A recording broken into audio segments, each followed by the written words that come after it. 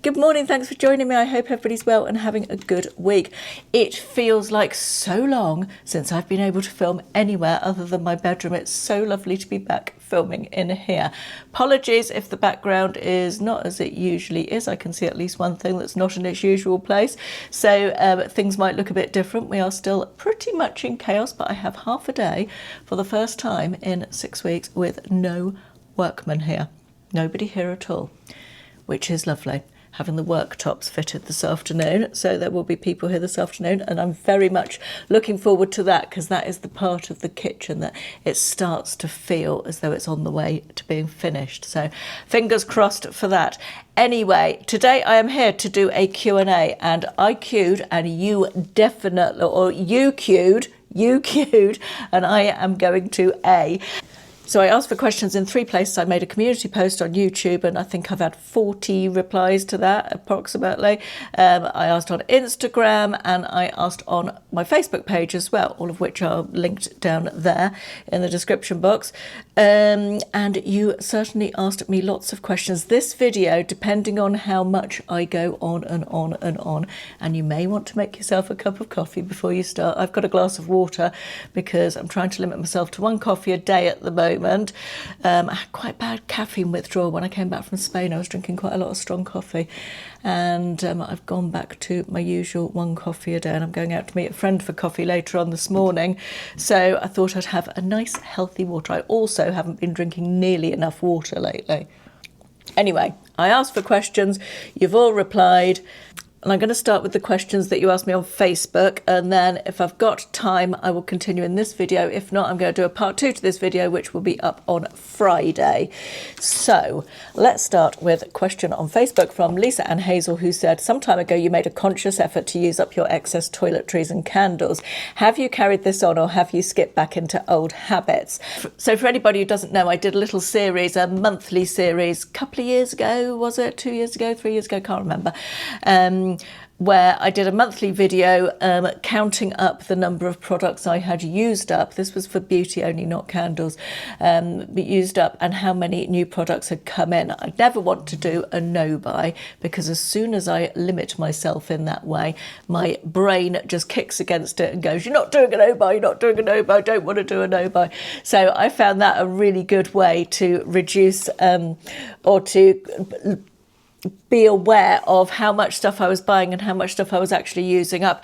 And I managed to reduce the number of products I had by, I can't remember, like 150 or something. I did really well. I was pleased without stopping buying too much, but it just made me really aware. I would say that it has been a mixed success. I certainly haven't got anywhere near the amount of products, beauty products I had when I started that process. But I do still have an excess, I would say.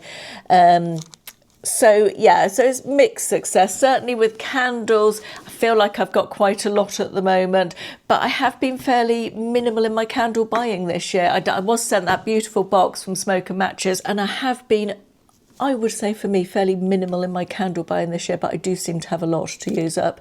But yeah, so mixed success really. Perhaps I should do that project again. Let me know if you'd be interested in seeing some sort of version of that project next year as a series, possibly. Kerry Jane asked me, can you name 4 famous people you would invite to a dinner party and why? So I did an answer to this question, quite a lengthy answer, in my last Q&A video. So what I'm going to do is link that Q&A video up here somewhere. So if you want to see the answer to that, you can click back through to that. But I won't do it again because it was only a few months ago that I did that one. Jackie Stubbs says, I know that you are doing a separate vlog on the kitchen renovations, but I was interested to know when it came to design and various fixtures and fittings, who out of you or Ashley made the most decisions, or was it 50-50? And she goes on to answer another question. Let's do the kitchen one first. I would say it was mostly 50-50 on the kitchen.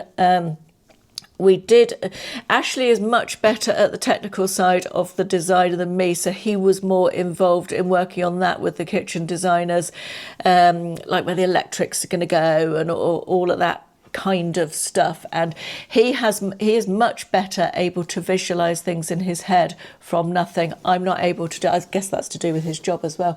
He owns an estate agency, for anybody who doesn't know. I'm not very good at visualising. Even with 3D kitchen designs, I found it hard. But with regard to the worktops I chose, Ashley doesn't like the worktops that I chose at all. We've got 2 different finishes on the units, and we chose those sort of together. I initially chose them, but we or had an idea for what I wanted, and we sort of chose together. So I would say pretty much 50-50 on that. Jackie's next question is, are there any clothes stroke styles that you really don't like and wouldn't contemplate wearing? I feel like I am going through a time of flux in what I wear. Because I've lost weight, I am able to wear different styles that I didn't feel comfortable wearing before. And it's very much at the moment trying things and seeing if I like them, and sort of trying things that I wouldn't have been able to wear before. So I feel like I'm in a bit of a state of flux with that. But there is nothing that I would say no to, particularly style-wise, that I can think of off the top of my head. I mean, would I be wearing a leather micro mini skirt? Probably not, no. But yeah, I think I'm very open to trying different things at the moment and seeing how they make me feel. Pauline Inskip asks, what do you do with your books when you finish reading them, not those loaned from the library or read on your Kindle? I've not seen you selling them on Vinted, so I assume charity shop. I very occasionally will sell a book on Vinted. I try not to sell anything on Vinted that I will get less than £5 for. £5 is my sort of bottom level of acceptable price. That's not always the case, but generally speaking, that's my rule of thumb. And books generally only go for a couple of pounds or £1. So what I tend to do with my books is take them to Aldi, who have like a book. You can donate your old books, and you can take books and you make it. They have a box for Teenage Cancer Trust, which is a really lovely charity, I think. And you can just donate money to pick up other people's books. So I have taken a lot of books. I took a whole bunch of cookery books recently there, and all the I buy a lot of books secondhand as well. So they tend to be secondhand when they come to me. But all my unwanted books. Will's just done a big clear out this weekend. He's been home for the weekend and done a big clear out of books in his bedroom. So I have a huge carrier bag full ready next time I go to Aldi to go and drop off there. Marion Pound says, you often mention that you used to work on the cruise ships. I was wondering what your job was then, and do you compare how you manage the job with current employees when you're on a cruise? So my job title was assistant purser. I was a junior officer. I did various jobs within that rank. I started off on reception and foreign currency exchange. I was the captain's secretary for quite a while. I did human resources. I was a crew purser, which meant looking after all the different nationalities of crew we had on board and paying them, arranging any travel arrangements for them to go home at the end of their contracts and that sort of thing. So it was quite a varied role. I was also night manager for a while, which I really hated, a sort of hotel management overnight role. So I started work at 9 o'clock at night and finished at 7 in the morning, and I really didn't enjoy that at all. I found that very, very hard. I have actually made a video about working on board cruise ships. If anybody's interested, I'll link that one up there. I made that a few years ago. So I'll pop that up there for anybody who wants to know more about that. Gillian Bourne says, if you got to meet someone you have always admired or looked up to, either now or historically, what would you like to ask them? My parents died within a year of one another a few years ago, and I often think I wish I'd asked them this or that while they were here. I sometimes still think for a moment I must tell mum and dad about that. Then, of course, I realise that I can't. If you had your dad back, fit and well as he was, is there something you'd like to ask or tell him? With regard to Dad, I'll try and say this without getting upset because I still find it really hard. My dad died January 2024. He had advanced dementia, for anybody who doesn't know. I'm lucky enough that I have a very close family and we are all very open with each other, and I think that everything I needed to say to Dad, I was lucky enough to be able to say to him before he died. I would love him to have been able to see my success with finally losing weight after battling it for so many years, because it was something when he was in his right mind before he had dementia that concerned him about. He was worried about my health, and I'd love him to have been able to known that I had finally been successful after so long at losing weight. Oh, that was a tough one. Yvonne Kerr says, would you consider a cruise on a P&O cruise? Well, funnily enough, Yvonne, P&O Cruises was who I worked for when I worked on board cruise ships. I was on the Canberra, which retired in 1997, I think I'm right in saying. Could have been in before that even, but my very first contracts, 2 contracts I did on board the Canberra, which was P&O, and then I moved over to Princess Cruises, which in those days was a subsidiary of P&O Cruises. It was owned by P&O Cruises, and worked on some of the Princess ships.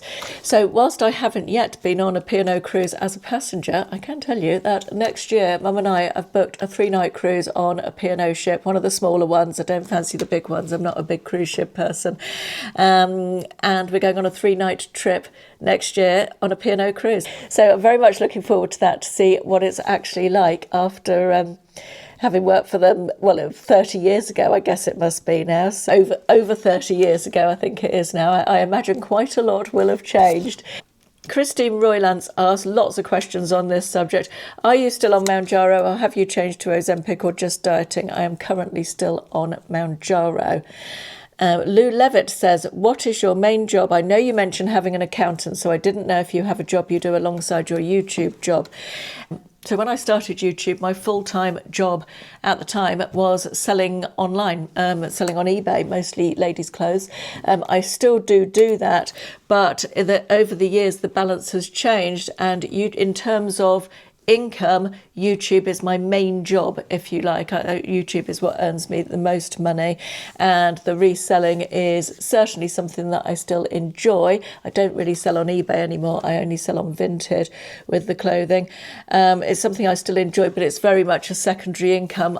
And I also have income from rental property as well. So I do have an accountant to pull it all together for me at the end of the year. I keep my own accounts, but the accountant does my tax return, just to make sure everything's right, because it's not something that I'm particularly confident with. So hopefully that clarifies that a little bit. Bronwyn Payne says, as your weight loss has been so successful, do you not regret starting this earlier? I think that's such an interesting question, because I have literally battled with my weight almost my entire adult life. I have only been successful now, but this doesn't mean that I have not tried desperately to lose weight for a very long time. So I feel like that question is sort of going, well, goodness me, why didn't you do it before? Jules Foster Handley says, hi, you're looking fab after the weight loss. Thank you, Jules. Are there any negatives, and have you got rid of all your too big clothes? And also, will you stop at a certain weight? Are there any negatives? Not that I have noticed it, but I mean, my neck, I don't like my neck anymore. I didn't like it that much to start with, but that is not enough of a negative to say, oh, I wish I hadn't done it. The positives far outweigh my turkey neck. So that's probably the only negative I can think of. Have I got rid of all my too big clothes? I am doing so gradually. It's very much a gradual process for me, but yes, mostly. And will you stop at a certain weight? Yes, I will. I have a target inside my head that I'm not going to share online at the moment, because there's so many people in so many comment sections with so many opinions who are just waiting to tell me how wrong I am, whether it's too much or too little or whatever. But yeah, I do have a target in my head. Bronwyn Payne again says, hello, Caroline, since starting on your very successful weight loss journey, has your whole attitude to food altered? It's difficult to say whilst I'm still on Mounjaro, because how much of it is the effect of the drug and how much of it is, what's the word I'm looking for? How much of it is, my own personal changes. I would like to think that my food addiction, I guess, has improved. However, and I've noticed this in the last few weeks, particularly in times of stress, I still have that comfort eating thing inside me very much. I think as the weather's got colder as well, I've noticed that I'm craving foods that I haven't been particularly interested in for a while. So yeah, it's a really difficult question to answer that. I guess that is something that as time goes on, we will see. Yes, so sorry, that's not a particularly helpful answer, but it's the only one I can give right now. Sylvia Edwards says, hello, I love reading, as do you. If you could meet any author, who would it be and why? I love your channel. Thank you, Sylvia. I know you've been around for a long time. I recognise your name. So I appreciate you watching. Do you know what? I think whatever book I'm reading at the time, I think, oh, it would be interesting to meet that author. I find authors and the ability to think up a story. I think authors who have written a lot of books and have so many stories inside them, I think are endlessly fascinating. So I think it would be someone who has a big back catalogue of books. And someone who's a really good storyteller. I think of like Jeffrey Archer, although I don't particularly want to meet him. I don't particularly like him as a person, I don't think. Jeffrey Archer's a great storyteller. Stephen King, John Grisham. Oh, man, that's interesting, isn't it? Kristen Hanna is another one who tells a great story. But I have to say, I don't have any burning desire to meet any authors. I love books, I love reading, but I don't often think about the author behind the book. I think mostly about the story itself. Does that make sense? I don't know if that makes sense or not. Elizabeth Janet Jordan says, hello Caroline, are you enjoying scrapbooking? I'm ashamed to admit that when the spring and summer came, I lost interest in scrapbooking because I wanted to spend my time outside and enjoying myself, and I haven't yet fallen back into it yet. I have been thinking about it. In fact, the camera is perched on top of my scrapbooking box at the moment. I think because the autumn has been so full of upheaval and this room has been pretty much unusable during the day, which is when I would do scrapbooking, generally speaking, because of the builders being just there. And there's been a lot in my brain with the kitchen as well. I'm not going to lie, I've found the whole kitchen thing really hard, really stressful. It's been a lot. It has been a lot. I'm sure there's a lot of people going, no, you've got a second kitchen. It's far easier for you than it is for some people. Yes, I'm aware of that. Still allowed to find things hard. Thank you very much. Anyway, back to the question. I am planning to get back into the scrapbooking. I still want to do my whole year of scrapbooking. I don't think I will probably go beyond that whole year, but I have very much enjoyed what I've done, and I would like to finish the project, and I do intend to. So perhaps next weekend, you never know, might be the weekend that I get the scrapbooking back out. Pamela Light says, have you ordered a new hat yet for Will and Georgie? Any sign of wedding bells? They have had a big year this year. They've moved out of central London and they have moved into their own flat. They bought their own flat outside London. Georgie has changed jobs, still within the organisation she worked for, which is a big charity, and she's changed jobs this year, so they've had a lot on. I don't doubt that Will and Georgie will stay together. They are very well suited. Absolutely no signs of wedding bells as far as I'm aware. I'm sure they will let me know if there are. I would be delighted for them if they decided to get married, but I'd equally be delighted for them if they decided that getting married wasn't for them. It's not something that is uppermost in my mind at all. As long as they're healthy and happy, that is the main thing. Lynn Mannion says, what is your all-time favourite book, meal and film? This is quite easy. Oh, the book and the film. My all-time favourite film is Top Gun, the original one. Absolutely love it. It's my comfort watch. Never ceases to make me smile. I really, really enjoy it. My all-time favourite book, there are several, but I'm going to say Rachel's Holiday by Marion Keyes is one that I return to. I'm not a great rereader. I'm really not. I know my friend Carla, who reads a lot, is a great rereader. I'm not at all, but a book that I do return to fairly regularly is Rachel's Holiday by Marion Keyes. As for my favourite meal, can I just have a plate of cheese and biscuits, please, rather than a whole meal? That would be nice. Chris Hall says, hi, do you do a lot for Halloween? Absolutely nothing, Chris. Because of where we live, without being too specific, we have never, ever had a trick-or-treater round at all. I mean, I'd be quite happy for them to come round if they wanted to, but we've never ever had one round, so I'm afraid I don't decorate or do anything at all for Halloween. It's not really my thing. When we were kids, Halloween wasn't really a thing, and it's become more of a thing as we've got older, I think. Felicia Marie Fig, great name, Felicia. Felicia, don't know. Apologies if I said that wrong. Do you and your husband have any retirement plans? Not that we want you to.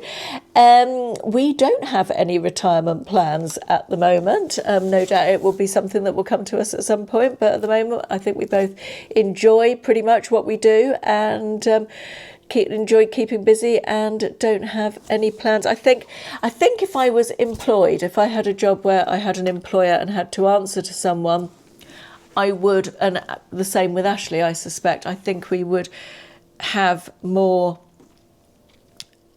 desire to retire. But I think because we're both self-employed, we're both our own bosses, it makes it easier to carry on in a way that suits us. Gail Dionysius, I think, says, do you have any loose skin from your weight loss? I do. And the final question on these Facebook questions is from Joan Clark, and she says, when and where is your next holiday?